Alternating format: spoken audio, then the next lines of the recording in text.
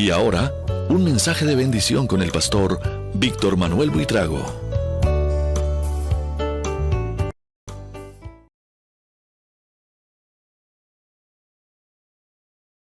Bendiga, hermanos. ¿Cómo han estado esta semana? La semana de pasión. Esta es la semana más importante en la historia del cristianismo. Es la semana en la que recordamos lo que el Señor Jesucristo hizo por nosotros. Yo voy a leer una selección de pasajes, por eso no les voy a pedir que abran la Biblia, porque he unido de varios libros de la Biblia. Tengo una parte de Isaías, tengo una parte de Juan, tengo una parte de Lucas. Entonces voy a leerles, usted solamente preste atención. Despreciado y desechado entre los hombres, varón de dolores, experimentado en quebranto, y como que escondimos de él el rostro, fue menospreciado y no lo estimamos. Mas él herido fue por nuestras rebeliones, molido por nuestros pecados, el castigo de nuestra paz fue sobre él, y por su llaga fuimos nosotros curados. Todos nosotros nos descarriamos como ovejas, cada cual se apartó por su camino, mas Jehová cargó en él el pecado de todos nosotros. Angustiado él y afligido no abrió su boca. Como cordero fue llevado al matadero, y como oveja delante de sus trasquiladores, enmudeció y no abrió su boca. Quiero que presten bien atención al versículo 10. Dice: con todo eso, Jehová quiso quebrantarlo, sujetándole a padecimiento. Cuando haya puesto su vida en expiación por el pecado, verá linaje, vivirá por largos días, y la voluntad de Jehová será en su mano prosperada. En el Evangelio de Juan, en el capítulo 12, versículo 20, dice: había ciertos griegos entre los que habían subido a adorar en la fiesta. Estos pues se acercaron a Felipe, que era de Betsaida de Galilea, y le rogaron diciendo: Señor, quisiéramos ver a Jesús. Versículo 27 dice: ahora está turbada mi alma, ¿y qué diré? Padre, sálvame de esta hora. Mas para esto he llegado a esta hora. Padre, glorifica tu nombre. Entonces vino una voz del cielo: lo he glorificado y lo glorificaré otra vez. Habiendo dicho esto, Jesús se conmovió en espíritu y declaró y dijo: de cierto os digo que uno de vosotros me va a entregar. ¿Qué es lo que pretendo hacer en esta noche, hermanos? Voy a tratar de unir todo lo que la Biblia nos dice acerca del sufrimiento y la muerte del Señor Jesucristo. A mí me parece que a veces como que no dimensionamos, como que no entendemos, no comprendemos en todo su esplendor lo que significó el sufrimiento del Señor Jesús. Como que no captamos en realidad todo lo que fue el sufrimiento del Señor Jesús. Entre ayer y hoy le he dicho a varias personas que si se quieren ir para el infierno, y como cosa extraña casi todos me han dicho que sí. Eso suena extraño, ¿no? Que una persona exprese pues que sí se quiere ir al infierno. Les pregunté: si se muriera en este momento, ¿para dónde cree que se iría? Y con desfachatez, diríamos, me han contestado: al infierno. ¿Por qué una persona como que no dimensiona algo tan serio como es el infierno?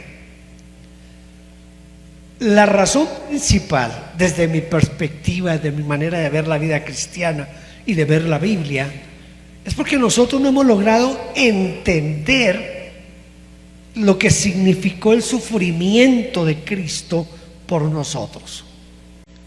Entonces yo quiero que usted y yo como que pensemos un poquito en ese aspecto esta noche. Casi siempre nos limitamos únicamente, cuando hablamos del sufrimiento, casi nos limitamos a la laceración. Y quizás el primer cuadro que se nos viene a la mente es la película de Mel Gibson sobre la pasión, y ver cómo azotaban y azotaban al Señor. Pero ¿sabe usted que esa podría ser como la parte menos sufriente, si es que se puede dimensionar o catalogar o darle puntaje al sufrimiento de Cristo? Quizás ese es el que menos, aunque los expertos dicen que lo que Mel Gibson presenta es mínimo en realidad comparado a lo que sufrió realmente el Señor Jesús cuando lo estaban lacerando. También nosotros, cuando pensamos en el sufrimiento de Cristo, lo tomamos al Cristo allá en la cruz y sentimos quizás el dolor de cada clavo en sus manos y en sus pies, y pensamos en ese tipo de sufrimiento. Pero en realidad el sufrimiento de Cristo, la semana de pasión realmente de Cristo, comienza cuando los griegos vienen a buscar a Jesús. El Señor Jesús está ahí enseñando, predicando, y vienen unos griegos y le preguntan a uno de los discípulos y le dicen: nosotros, una de las versiones dice, queremos ver a Jesús, pero otra versión dice, nosotros queremos conocer a Jesús. Es ahí donde realmente comienza la pasión. Más adelante vamos a ver por qué es ahí donde realmente comienza la pasión. Yo traté de dividirlo como en 3 o 4 aspectos, todo lo que tiene que ver con la pasión y la muerte de Cristo. En primer lugar, la profecía. Estaba profetizado que Jesús tenía que sufrir. Isaías 53 es el pasaje que mejor nos habla del sufrimiento de Cristo desde la perspectiva del Antiguo Testamento. Los de la alta crítica, que son teólogos que comenzaron a examinar la Biblia desde la arqueología y la intelectualidad y la filosofía y todo ese cuento, los de la alta crítica no pueden entender y no pueden creer que 750 años de que Cristo viniera, 750 años antes, se profetizara el sufrimiento y la muerte de Cristo en una forma tan exacta como se profetiza aquí en Isaías 53. Quiero que lo veamos un poquito. Ahora sí pueden abrir ahí en Isaías 53, que ya lo leímos al comenzar el culto. ¿Cómo lo presenta Isaías, el profeta? Él dice: despreciado y desechado.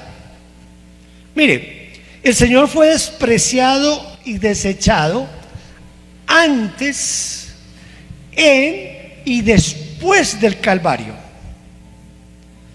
Antes, porque si usted lee los evangelios, usted va a encontrar que al Señor era muy poco y muy pocos los que lo querían a Él. Él tenía un grupo de seguidores, pero eran más los perseguidores que los que lo querían seguir a Él. Cuando usted lee Lucas 4, dice que el Señor entró a la sinagoga, le alcanzaron el rollo, Él lo abrió y leyó un pasaje de Isaías donde dice: el Espíritu del Señor está sobre mí y me ha enviado a predicar las buenas nuevas, apertura de la cárcel, libertad a los oprimidos, que los ciegos vean. Y dice la Escritura que el Señor cerró el rollo. La costumbre era que quien leía el rollo daba una interpretación de lo que acababa de leer. Entonces el Señor cierra el rollo y va y se sienta. Y toda la gente se queda, ¿y qué pasó aquí? Y toda la interpretación que el Señor dio al pasaje fue la siguiente: hoy se ha cumplido esta escritura. Esa fue toda la predicación, fue todo el mensaje del Señor. Y si usted lee enseguida, va a encontrar que esos que estaban en la sinagoga lo sacaron a empujones y lo iban a despeñar. No lo querían. No lo querían. Por eso cuando Isaías dice despreciado y desechado, no se refiere solamente a eso que sucede después del Getsemaní. Se refiere a todo el ministerio del Señor Jesús. Es más, todavía hoy el Señor es despreciado y desechado. El sufrimiento de Cristo es un sufrimiento que es profetizado y tenía que pasar de esa manera. Si nos pudiéramos devolver mucho más, si nos devolvemos a Génesis 3:15, cuando aparece por primera vez el Evangelio, Génesis 3:15, cuando el Señor le dice a la serpiente, a la mujer cuando la está maldiciendo, le dice tu simiente, ¿sí? Hablando de la simiente de la mujer, dice que la simiente de la mujer pisará la cabeza de la simiente de la serpiente, pero que la simiente de la serpiente tocaría o mordería, heriría el calcañar de la simiente de la mujer. Está hablando del sufrimiento de Cristo y de la muerte de Cristo. Así que está profetizado desde allá bien atrás que Él tenía que sufrir. Luego dice, varón de dolores, experimentado en quebranto. Varón de dolores. Y hay que verlo cuando Él está en su ministerio todas las veces que sintió dolor y compasión. Voy a darle solamente un ejemplo. Un día está la multitud escuchándolo predicar y dice que él sintió allá por dentro, sintió que la gente estaba como ovejas sin pastor y sintió angustia y dolor por ellos. Y también mandó a los discípulos que los alimentaran por el dolor que el Señor tenía. Dice que era varón de dolores y experimentado en quebranto. ¿Se acuerdan en el discurso allá cuando va a ser tomado preso, uno de sus últimos discursos? Él mira a Jerusalén y dice: Jerusalén, si solamente conocieras el momento que estás viviendo. ¿Cuántas veces yo quise recoger a tus hijos como la gallina recoge a sus polluelos? Es un discurso, un momento de angustia, quebranto y dolor por una ciudad que lo había rechazado. Sigue diciendo Isaías: y como que escondimos de él el rostro. El rostro fue escondido desde el principio y será escondido hasta el final de los tiempos. Y no hay nada más desagradable para una persona que ser despreciado. ¿Lo han despreciado alguna vez a usted? Pero el Señor ha sido despreciado, mire desde cuándo. Desde siempre ha sido despreciado. Por eso cuando dice aquí Isaías que como que escondimos de él el rostro, está diciendo que a nosotros no nos importó el dolor de él antes y en el Calvario. No nos importó. Una de las versiones inclusive lo dice de esa manera: a nosotros no nos importó su sufrimiento. No nos inquieta el sufrimiento. Herido fue por nuestras rebeliones, molido por nuestros pecados. El castigo de nuestra paz fue sobre él. Nos gusta lo que sigue, ¿verdad? Pero esta parte no le ponemos mucha atención. Y por su llaga fuimos nosotros curados, es lo que sigue. Pero esta parte es la que quiero que usted piense y medite en esta noche. Dice: herido fue por nuestras rebeliones. Sus rebeliones, las mías, las de todo el mundo. Herido por nuestras rebeliones, molido por nuestros pecados, y el castigo de nuestra paz fue sobre él. Algunos han llegado a pensar: bueno, él era Dios, Él no podía sentir, él no podía soportar eso con facilidad porque era Dios.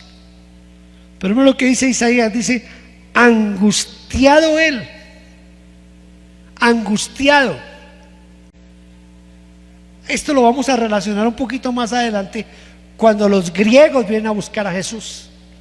Dice, angustiado él y afligido, no abrió su boca.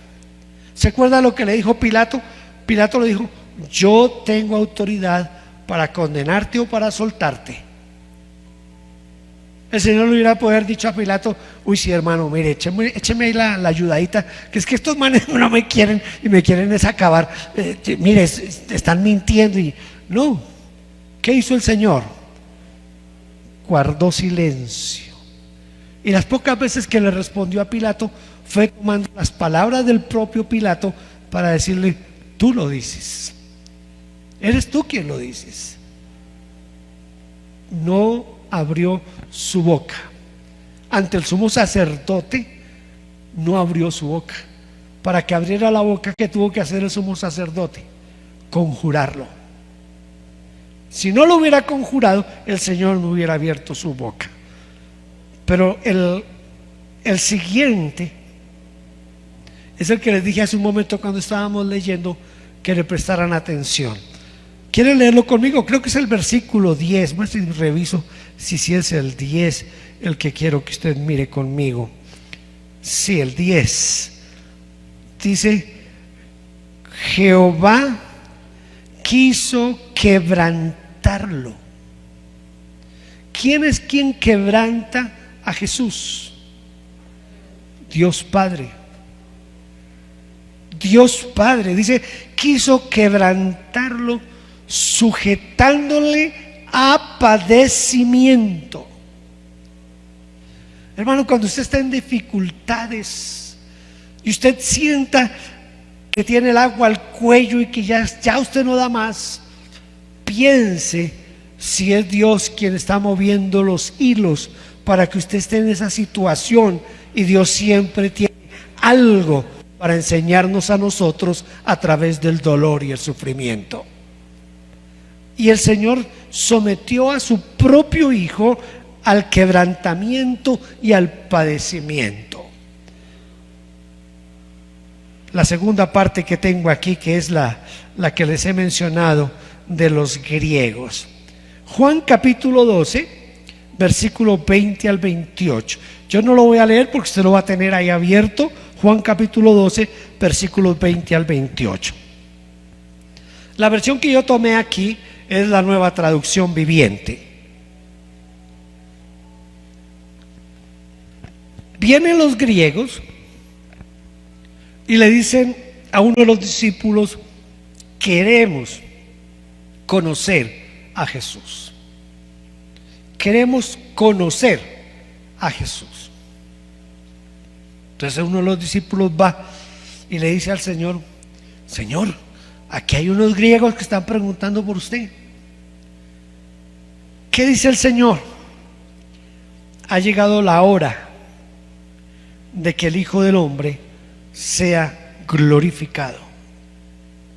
Los griegos eran una señal para Jesús de que comenzaba su sufrimiento. Pongámonos un poquito en la escena. El Señor hace su entrada triunfal a Jerusalén. Yo no sé si decir miles de personas, seguramente que eran miles. Están quitándose la capa y la ponen en el piso, cortan ramas de los árboles y las ponen en el piso y comienzan a gritar, Hosana al Hijo de David, Hosana al que viene en el nombre del Señor, y lo están proclamando rey. Entra como rey a Jerusalén. Pero 1 o 2 días después, es difícil establecer cuándo fue. Yo he calculado que fue, si el Señor entró el domingo, el martes es cuando vienen los griegos a buscarle.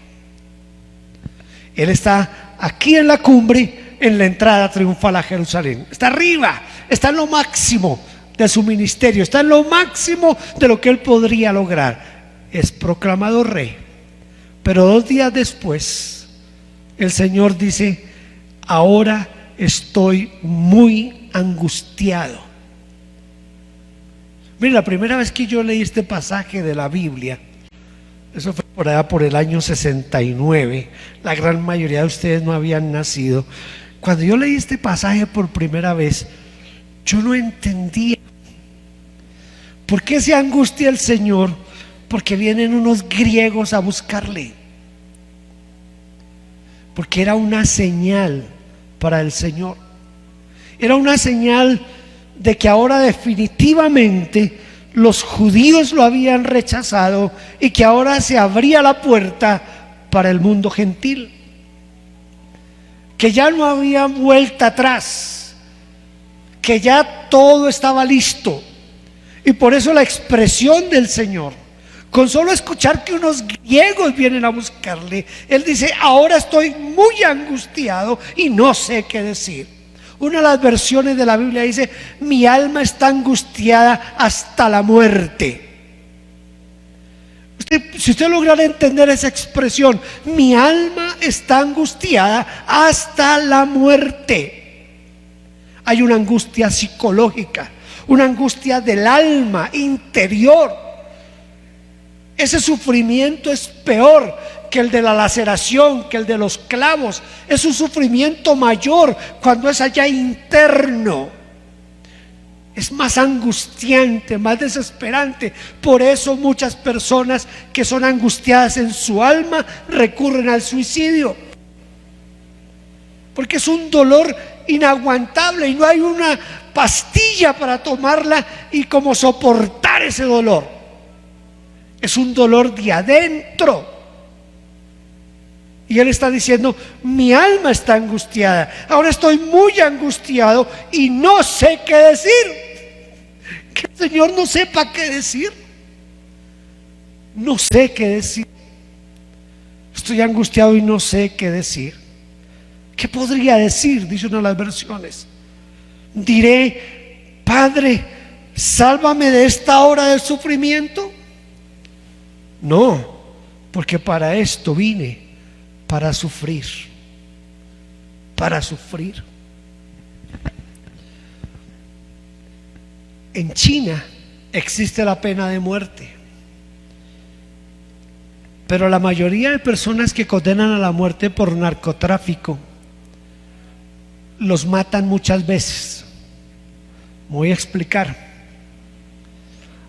A la persona le dicen: a usted lo vamos a fusilar o a ahorcar o a meterlo a la... Yo no sé cómo los matan. Usted va a morir, por decir algo, el 15 de abril. Imagínese usted que a usted le digan el día en que se va a morir, la hora en que se va a morir. Cada minuto que pasa, usted está contando cuántos le quedan. Eso debe ser angustiante. Y dicen que los chinos vienen y sacan al preso y lo llevan hasta el lugar donde lo van a matar, pero cuando está allí le dicen: no, que hoy no, que vamos a ver cuándo le hacemos una pena de muerte. Y se lo hacen 2, 3, 4 veces. El Señor sabía que Él iba a morir y por eso dice: para eso he venido. ¿Tenía o no tenía derecho o no era lo mínimo que podía pasarle a él que se angustiara? Y dice: ¿y qué voy a decir? Voy a decir al Padre: no, Señor, mejor más bien hagamos otra cosa. No, si para eso vine, para eso vine. Entonces el dolor, el sufrimiento de Cristo comienza más o menos el día martes. Si vale mi cálculo, el día martes comienza el sufrimiento del Señor. Para eso vine. Padre, da gloria a tu nombre. Luego viene Judas, el Getsemaní, el arresto. Capítulo 13 de Juan, versículo 21 dice: entonces Jesús, muy angustiado, exclamó: Escuche lo que dice, como lo dice en la Nueva Traducción Viviente. Entonces Jesús, muy angustiado, exclamó: les digo la verdad, uno de ustedes va a traicionarme. Él sabía quién era, pero no lo podía denunciar. ¿Usted qué cree que hubiera pasado si el Señor le hubiera dicho a los otros 11: es que el que me va a vender, el que me va a traicionar es este man Judas? Yo me imagino a Pedro sacando la espada y bajándole la cabeza a Judas para que no lo traicionara. ¿No han traicionado a usted alguna vez, hermano? El asunto es que uno se entera de que lo traicionaron, pero después de que ya lo han traicionado. ¿Y cómo duele eso? ¿Cómo duele eso? Imagínense al Señor, que sabe que lo van a traicionar, sabe quién lo va a traicionar, y que está ahí, que Él le va a lavar los pies y que va a meter la mano con Él en el plato. Por eso el Salmo dice que el que metía la mano en el plato conmigo levantó su calcañal contra mí, es decir, me dio la patada. Los mexicanos dirían: me dio la puñalada trapera. Y el Señor sabe eso. ¿Cómo miraría usted si usted sabe que ese lo va a traicionar? ¿Cómo lo miraría? ¿Cómo lo trataría? Por eso cuando dice aquí, me gusta por eso esta traducción, la Nueva Traducción Viviente, muy angustiado, exclamó: les digo la verdad, uno de ustedes va a traicionarme. Eso debe producir un dolor profundo, saber que me van a traicionar. Luego en Lucas 22, ya después de que ha pasado la cena y todo esto, salen al huerto de Getsemaní. Y dice Lucas 22, 42: Padre, si quieres te pido que quites esa copa de sufrimiento de mí. Sin embargo, quiero que se haga tu voluntad y no la mía. Jesús está orando en el Getsemaní. Lucas nos hace una descripción de un sufrimiento, porque ya venía ese sufrimiento interno del alma, del espíritu, de la mente, de la psique, yo no sé de dónde, pero allá de lo más profundo venía el sufrimiento del Señor, y allí arrodillado está clamándole a Dios. Y Lucas nos dice que era tanta la angustia que corrían grandes gotas de sangre por su frente, como el sudor, pero eran gotas de sangre. Dicen los expertos que eso no pasa sino cuando una persona está angustiada, supremamente angustiada. Y el Señor está allí en el Getsemaní orando y rogándole a Dios que le dé fuerzas para soportar lo que viene. Yo escuché una vez a un predicador, recién comencé a asistir a la iglesia, que el predicador dijo que en ese momento Jesús sintió miedo y le pidió a Dios: mire, si podemos buscar otra forma de salvar a la humanidad, busquémosla, pero que no sea la cruz, porque estoy asustado. Mire, en este momento ya me acobardé, Señor, así que busquemos otra forma de salvar al hombre. Qué mentira más grande esa. El Señor no está negociando la cruz, nunca negoció la cruz, porque Él sabía a qué venía. ¿Qué es lo que el Señor está diciendo realmente al Padre? Le está diciendo: lo que viene es muy difícil de soportar. Cuando habla de la copa, está hablando de la copa de la ira de Dios. La ira de Dios. Eso produce una angustia impresionante en el Señor Jesús. Luego llegan los soldados, viene una compañía de soldados. Imagínense, ¿para qué una compañía de soldados para tomar preso a un hombre que ni siquiera le pellizcó la cola a nadie, nada, nunca le pegó a nadie, nunca lo maltrató, nunca hizo nada. ¿Por qué una compañía de soldados? Y su amigo, el amigo del alma, viene y le estampa un beso en la mejilla y lo llevan.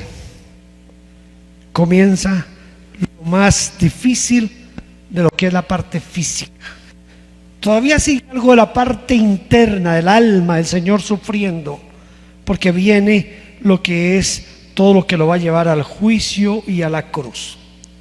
Yo traté de hacer antier traté de hacer como un orden de los eventos. No les garantizo que esté exacto, pero traté de ajustarme al texto bíblico para ver cómo fue el orden de los eventos.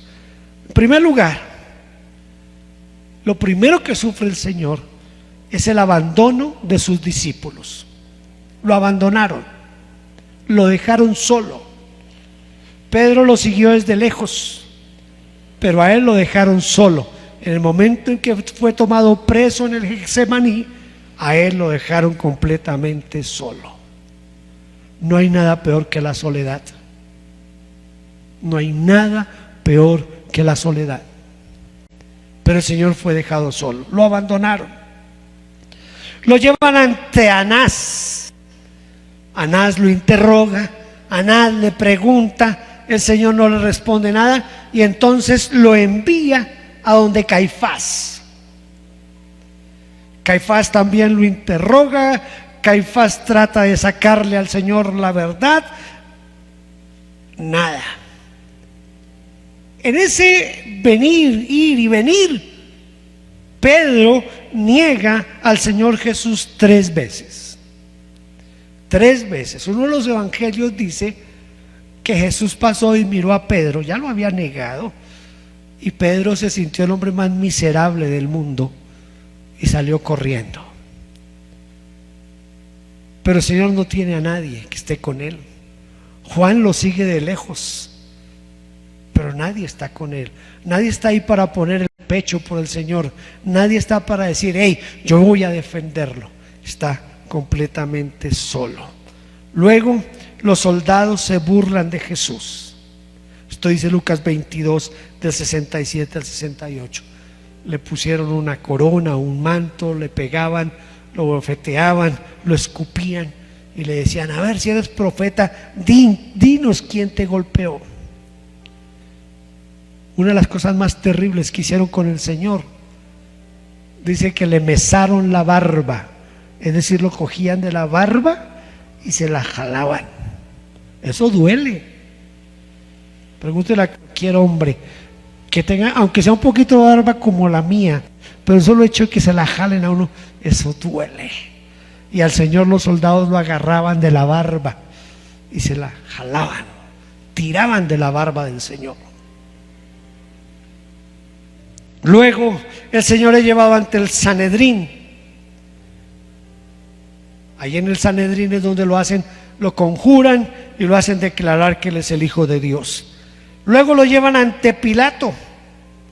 Pilato lo recibe, Pilato lo escucha o trata de sacarle cosas, no puede, entonces se entera que es Galileo, dice, no, eso no es problema mío, llévenselo a Herodes. Y Herodes también comienza a burlarse del Señor. Uy, hermano, yo quería conocerlo porque yo quiero ver esos milagros que usted hace. A ver, hágame un milagrito aquí. Ese era el concepto que tenía Herodes del Señor. Se burló de él, le puso un manto de rey y lo mandó otra vez a donde Pilato. Y Pilato entonces comienza a buscar la manera de liberarlo.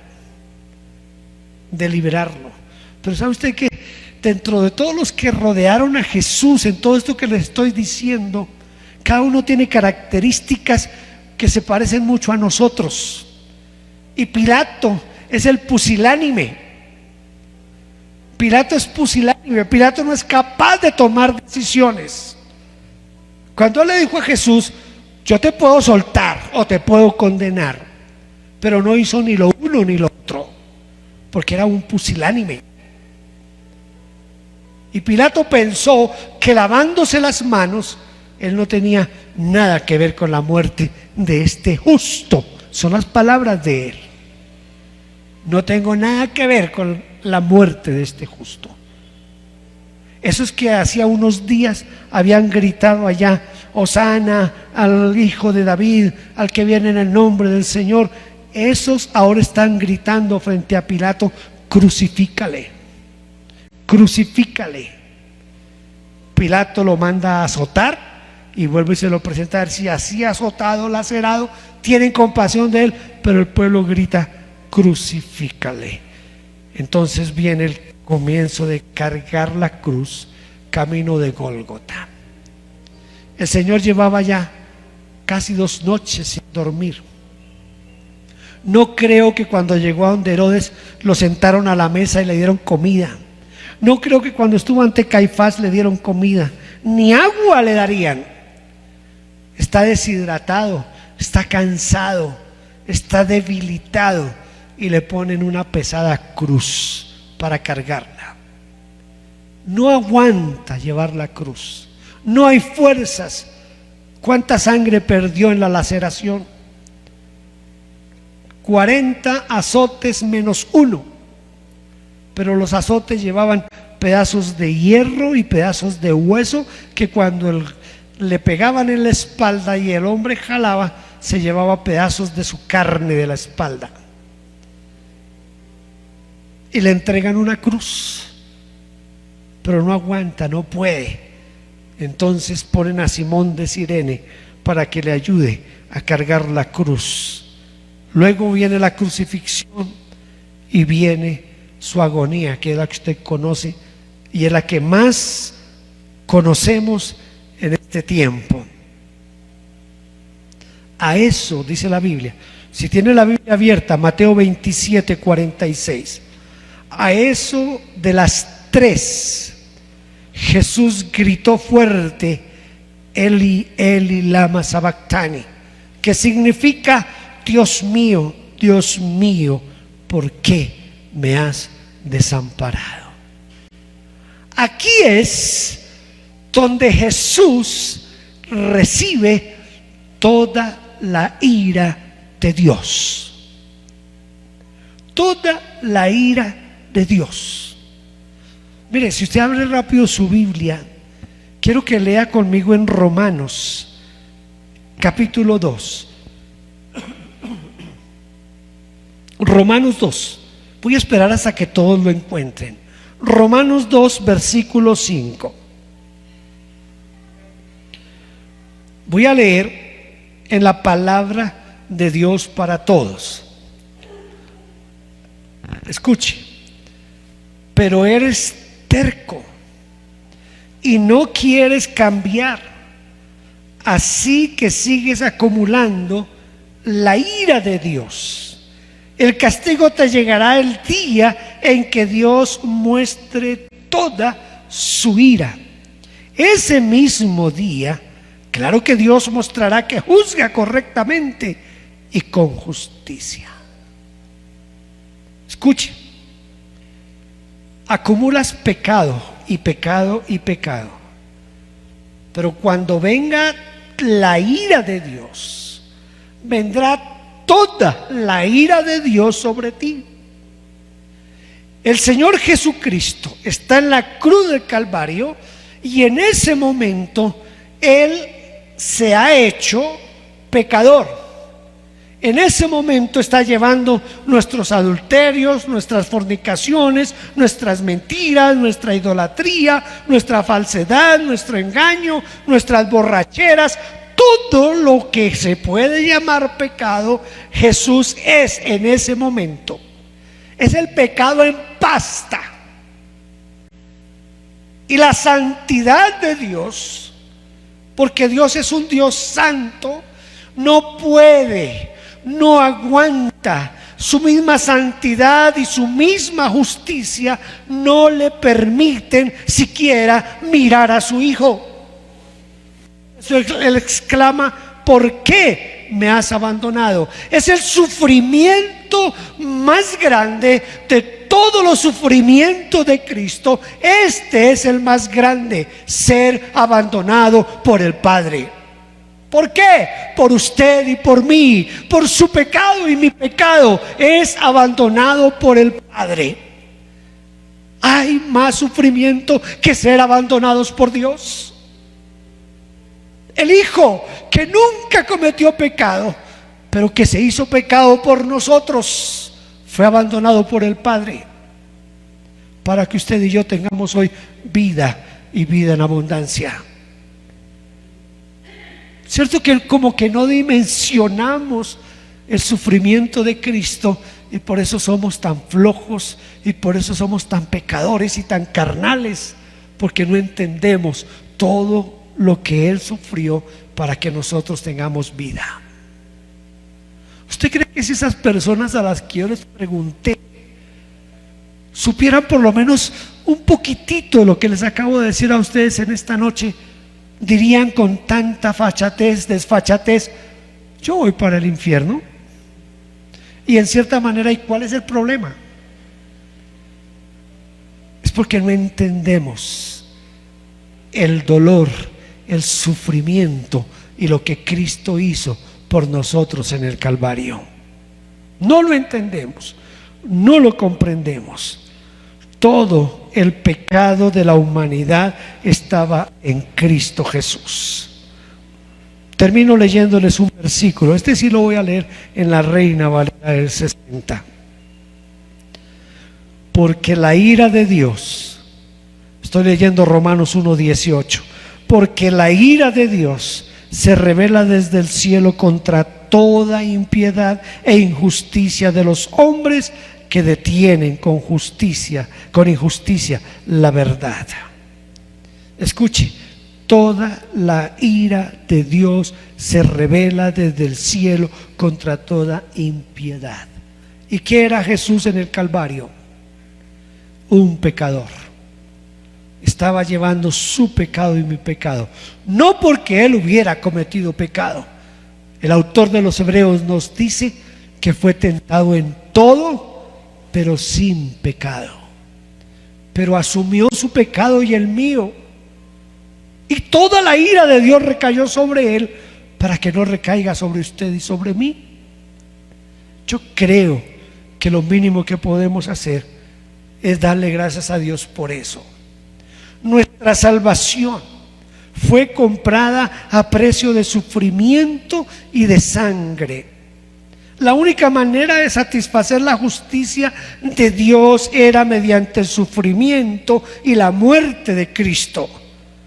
Por eso rechazar a Cristo es el peor de los errores del hombre.